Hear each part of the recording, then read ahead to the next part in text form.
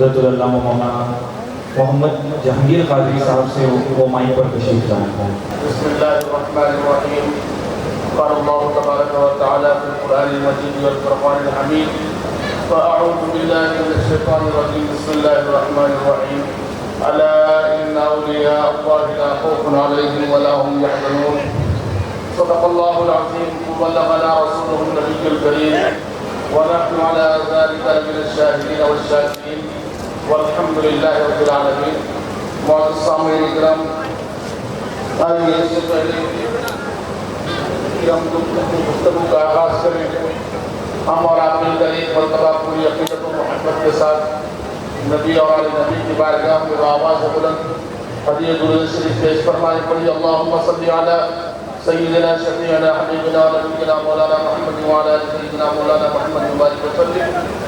صلاۃ و سلام علیک یا رسول اللہ، صلاۃ و سلام علیک یا حبیب اللہ وعلی آلک و اصحابک یا نور اللہ صلی اللہ تعالی علیہ وسلم۔ عزیزان محترم، جیسا کہ آپ جانتے ہیں رات کا ایک حصہ گزر چکا ہے اور علماء کرام کے خطابات بھی آپ سماعت فرما چکے ہیں۔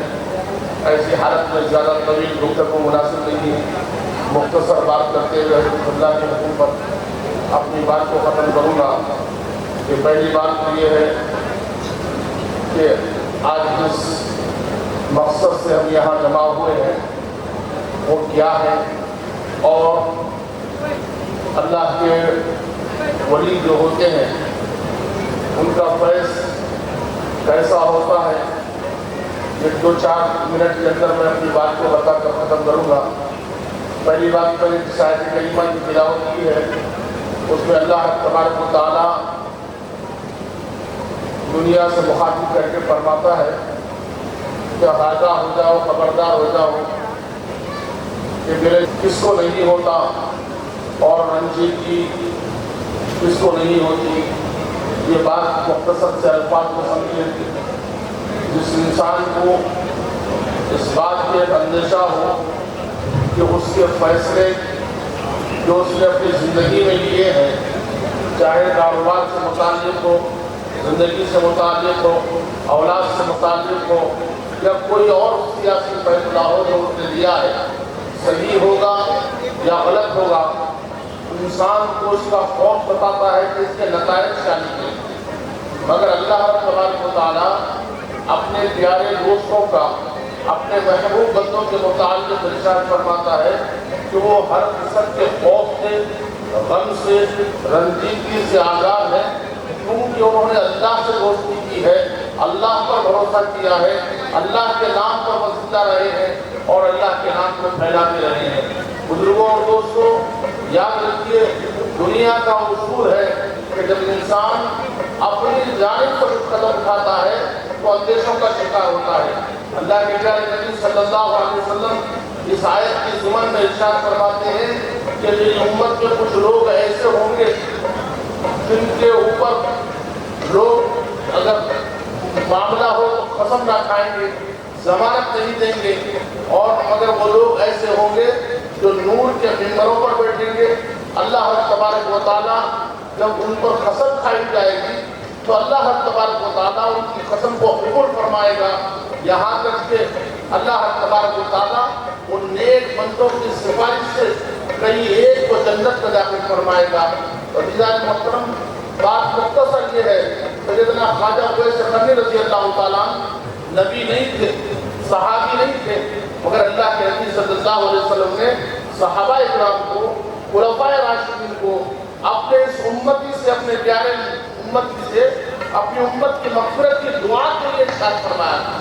تو عزیزان محترم، اللہ تبارک و تعالیٰ کے جو نیک بندے ہوتے ہیں، اللہ تبارک و تعالیٰ ان کو وہ مقام اور مرتبہ عطا فرماتا ہے کہ بڑے بڑے لوگ ان کے سامنے کچھ نہیں ہوتے۔ جب ان بندوں کے ساتھ ہم جڑ جاتے ہیں تو نہ صرف دین ملتا ہے بلکہ ان کے ساتھ دنیا بھی ہمیں عطا ہوتی ہے۔ تو بزرگوں اور دوستوں، اللہ کے جو نیک بندے ہوں ان کی سادگی کو دیکھ کر کبھی یہ نہ سمجھنا کہ ان سے کیا ہوگا۔ حضرت پیران پیر شیخ عبدالقادر جیلانی غوث اعظم سید رحمۃ اللہ علیہ کی بات بتاتا ہوں۔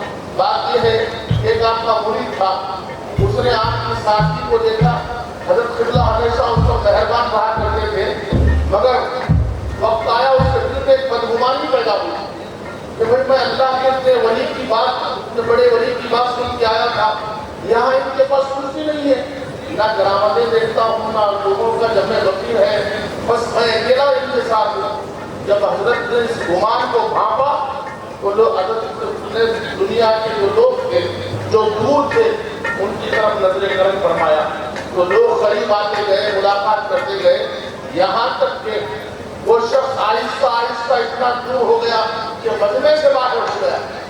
तो बुजुर्गों और दोस्तों, जब मजमा फारिग हो गया तो हज़रत ने उसको बुलाकर फरमाया कि तुम समझ गए कि मैंने लोगों की तरफ नजर क्यों नहीं की, इसलिए मैंने तुम्हें करीब रखा कि अगर मैं लोगों को करीब करता तो तुम दूर हो जाते। तो बुजुर्गों और दोस्तों, औलिया इकराम की सादगी और उनकी दुनियावी जिंदगी को ये देखकर मत समझना कि इनमें क्या है, मगर जब वो अपने अता करने पे आते हैं तो जमानों को नवाज देते हैं। अल्लाह ताला से दुआ है कि मौला ताला हम तमाम को औलिया इकराम से दामन से वाबस्ता रहने की तौफीक अता फरमाए।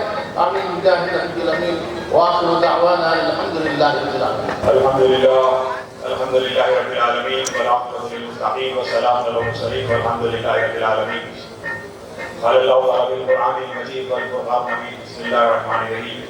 अला इन्ना औलियाल्लाहि ला खौफुन अलैहिम व ला हुम यहज़नून। सदक़ल्लाहुल अज़ीम। सदक़ रसूलुहुल नबीयुल करीम। इश्क़ान नबी अल्लाह व मलाइकतुहु युसल्लूना अलन नबी या अय्युहल्लज़ीना आमनू सल्लू अलैहि व सल्लिमू तस्लीमा। अल्लाहुम्मा सल्लि अला सय्यिदिना हबीबिना व मुहम्मद व अला आलि सय्यिदिना मुहम्मद व सल्लिम।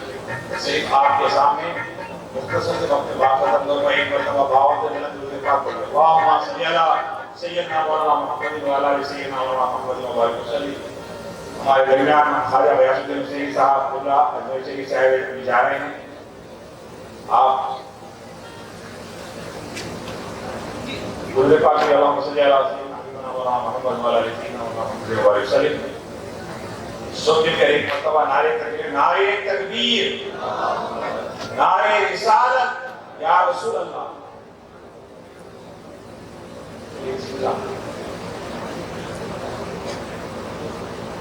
अल्लाह सुब्हानहु व तआला के बेपनाह फजल व करम है कि उसने फजल व करम से आज सालों साल से हजारों की तादाद में इतने सारे लोग यहाँ जमा हैं और यहाँ पे अल्हम्दुलिल्लाह अल्लाह पाक हर एक की तमन्नाएं, हर एक की जो है आरज़ू तमन्नाएं हैं कि जो है मदीने जाएं, बगदाद जाएं, लेकिन अल्लाह ने जो उस बगदाद और मदीने का नूर हजरत डॉक्टर शाह खलीफा अलहाज इदरीस अहमद क़ादरी साहबुल्लाह दामद बरकत आलिया के जरिए आपको और हमको मिल रहा है।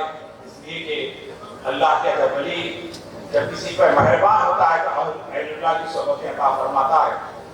ये अल्लाह की जो सोहबतें हैं ये अल्लाह के फजल से मिलते हैं। और दोस्तों, रात का इतना वक्त है, एक तरफ कलाम पाक सुन रहे हैं, एक तरफ अल्लाह के चेहरे देख रहे हैं। मैं तमाम को मुबारकबाद देता हूँ कि ऐसी बाबरकत बैठक में आप और हम जमा हैं। और अल्हम्दुलिल्लाह अभी थोड़ी देर पहले हजरत निजामुद्दीन महमूदाई की बात हजरत ख्वाजा हुसैन बख्तियार कादरी रहमतुल्लाह ताला की बात सुन रहे थे। ये तमाम औलिया का तज़किरा इस बात की ये अलामत है कि अल्लाह का फजल हमारे दरमियान है। अल्लाह पाक हमारे यहाँ बैठने को कबूल फरमाए और हमारी महफिल को कबूल फरमाइए। अब आइए, ऐसे वक्त में मुझे मैक पे खड़ा हो, एक तरफ सवाली सुनने के लिए बेचैन है, दूसरी तरफ हजरत का चेहरा देखने के लिए बेचैन है। अभी दोनों दरमियान बेचैनी में क्या है कि उसका उसका दिल कबूल नहीं कर रहा है, उसका जहन कबूल नहीं कर रहा है। उसकी वजह यह है कि हमारा सिस्टम कमजोर है। एक मामूली सी फोन नेटवर्क से अगर बाहर हो जाता है तो उसे एक बात बराबर नहीं आती है। हमने ला इलाहा इल्लल्लाह मोहम्मद रसूलुल्लाह का जो नेटवर्क है, तो कलमे का नेटवर्क है, कलमे का जो नेटवर्क है, ईमान का जो नेटवर्क है, वो नेटवर्क हमारा कमजोर है। उस नेटवर्क को मजबूत करने के लिए ये उर्स के जलसे मुनक़िद किए जाते हैं, ये मजालिस मुनक़िद किए जाते हैं, ये जलसे मुनक़िद किए जाते हैं। बुजुर्ग और दोस्तों, आज हमारे खल्क़ को ताज़ा करना है। यकीन जानिए, आज हर एक को मालूम है मौत कभी भी आ सकती है, कभी भी मौत आ सकती है। मौत से पहले तौबा करना है, हम अपनी आखिरत को बेहतर करने की जरूरत है। बुजुर्ग और दोस्तों, जितने बुजुर्गान दीन हैं, सब आखिरत की फिक्र ذکر کریں, آخرت کو یاد دلائے ہیں. ایک دو باتیں کے بات کو ختم کرو, اس لیے کہ سب سے بڑی زندگی آخرت ہے, اور اس آخرت نماز روزہ ان تمام عبادتوں کے لیے ضروری کیا ہے؟ محبت رسول ہے. محبت رسول ہے. جو آج آدمی بڑی بہادر تھا, چل سکتا تھا, پھر سکتا تھا, آج نماز کے لیے سجدہ کرنے کے قابل نہیں ہے, کرسی کا محتاج ہو گیا ہے. اس کے باوجود اس کا تکبر نہیں گیا ہے, اس کے قلب سے وہ قدرت دور نہیں گئی ہے, وہ میں بنا دور نہیں گیا ہے. یہ کیسی مسلمانی, یہ کیسی نماز, یہ کیسا ذکر, اس کا کیسا کلمہ. یہ اللہ والے آئے اس لیے ہے کہ اس کے قلب سے قدرت کو دور کرے, تکبر کو دور کرے, میں پنا کو دور کرے. اس لیے جو میں کہتا ہے, یہ میں کے معنی میں کہہ رہا ہوں, میں کہنے والا ہمیشہ جدا ہوتی ہے, اور جو میں کو چھوڑتا ہے وہ باقی رہتا ہے. بزرگ دوستو, آج اس سرکار حاضر علی بن سوائی بادشاہی ناگوری رحمۃ اللہ تعالیٰ علیہ اس جلسے سے میں آپ سے مخاطب ہوں کہ آج جلسے سے کچھ لے جائیں, کچھ تو لے جائیں, کچھ تو لے جائیں. آج ہمارے اور آپ کے مرنے کے بعد ہمارے کپڑے اپنی اولاد پہننا پسند نہیں کرتی, اپنے والد کے, اپنے بڑوں کے کپڑے پہننا پسند نہیں کرتی. لیکن وہی قیمتی اگر گھڑی ہے, قیمتی موبائل ہے, قیمتی سونے کی انگوٹھی ہے, اس کو نکالیا جاتا ہے اور کپڑے پہننا پسند نہیں کر سکتی. ایسی اولاد کے لیے ہزاروں ہزاروں کروڑ روپیہ جو ہے خرچ کر رہے ہیں, لیکن آپ آخرت نہیں بتا رہے ہیں, ایمان نہیں بتا رہے, تو سب کچھ بیکار ہے. ایمان سب سے بڑی دولت ہے, اور وہ ایمان کیا ہے؟ ایمان کیا ہے؟ عشق رسول ہے, محبت رسول ہے.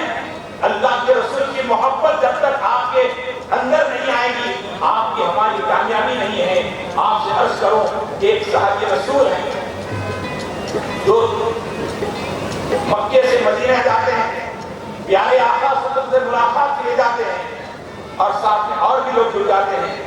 جاتے وقت میں کہا, آپ سرکار سے ملاقات کے لیے جا رہے ہیں, ہمارا سلام اللہ کے نبی سے کہہ دینا.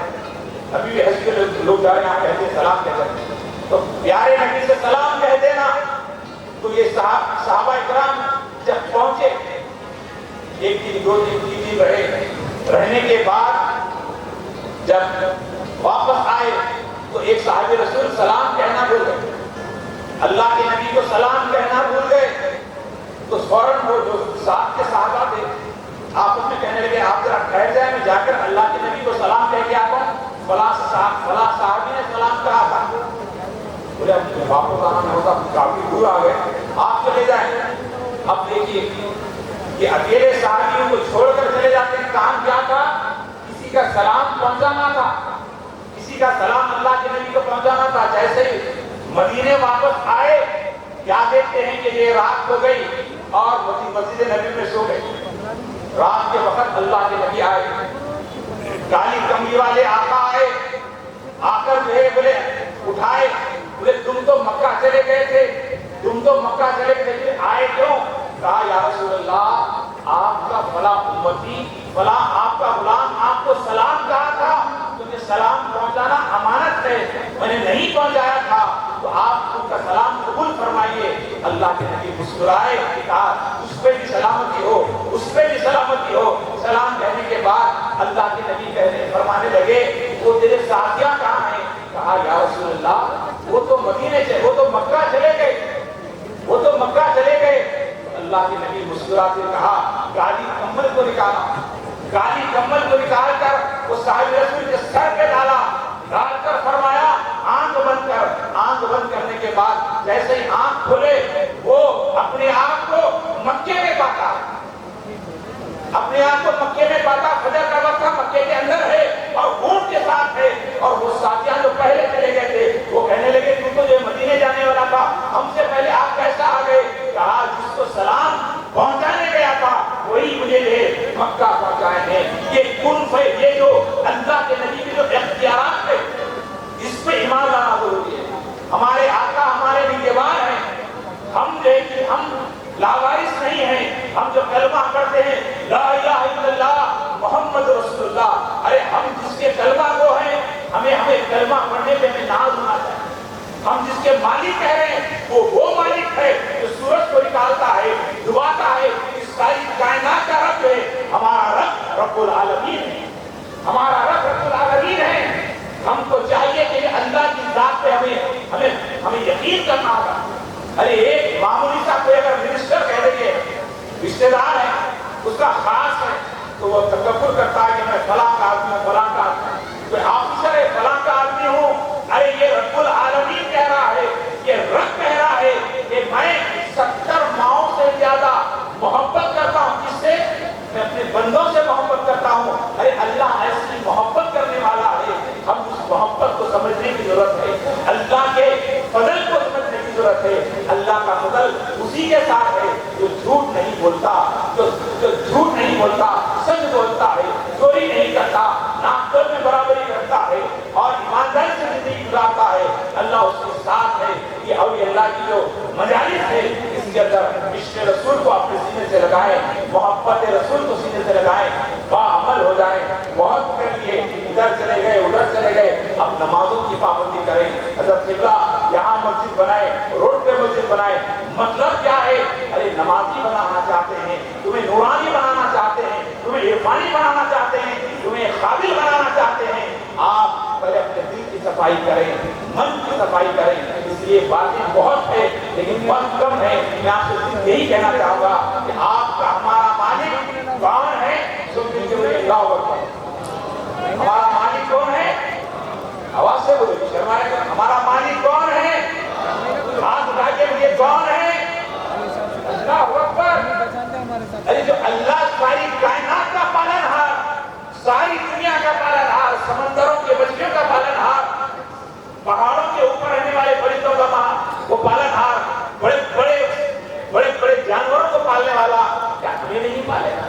کیا ہمیں کھانا نہیں ملے گا؟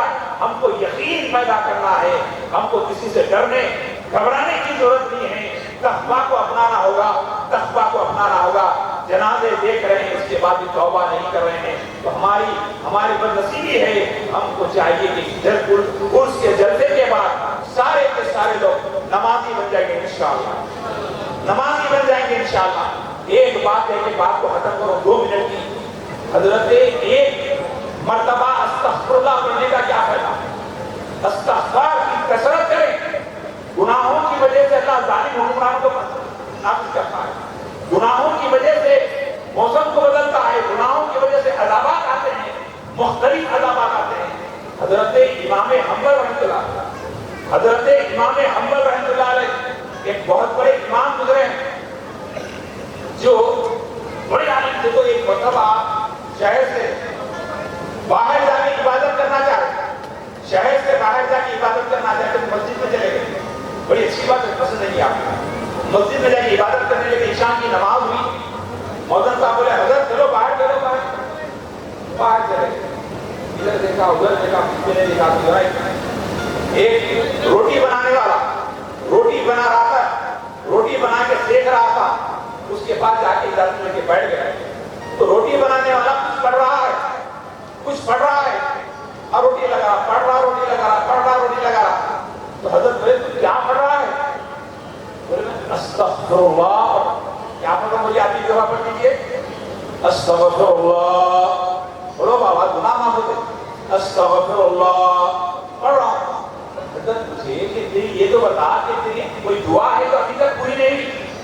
روٹی بنانے والے پوچھ رہے تیری کوئی دعا آج تک جو قبول نہیں بتا؟ تو روٹی بنانے والا کہہ رہا ہے کہ میری ہر دعا قبول ہو گئی، بچوں کی شادی ہو گئی، صحت مل گئی، سونا مل گیا، زمین مل گئی، گھر مل گیا، سب مل گیا۔ بولے ایک دعا قبول ہونا ہے، ایک دعا قبول ہونا ہے۔ بولے کیا؟ بولے اس وقت سب سے بڑے ولی ہے، ان کا نام امام حنبل ہے، میں اللہ سے روز دعا کروں اے اللہ مجھے امام حنبل سے ملاقات کروا دے، امام حنبل سے ملا دے۔ وہ حضرت امام حنبل چیخ مار کے کہنے لگے اللہ اکبر، ارے اللہ نے میری دعا کو قبول کیا اپنے گھر سے باہر کر تیرے پاس پہنچا دیا، اپنے گھر سے باہر کر تیرے پاس پہنچا دیا۔ یہ استغفر اللہ کی برکت ہے، توبہ کی برکت ہے۔ حضرت توبہ کریے، کثرت سے استغفار کریے، درود پاک پڑھیے، موت قریب ہے، استغفار کرتے رہیے۔ اللہ کی بارگاہ میں دعا ہے اللہ پاک کہنے سے زیادہ سننے سے زیادہ عمل کی توفیق عطا فرمائے اور ہمارے دلوں سے نفرتیں، حسد، جلن، بغض، کینہ کو دور فرمائے اور نیک بنائے، ایک بنائے۔ اللہ ہم سب کی حاضری کو قبول فرمائے۔ وما علینا الا البلاغ۔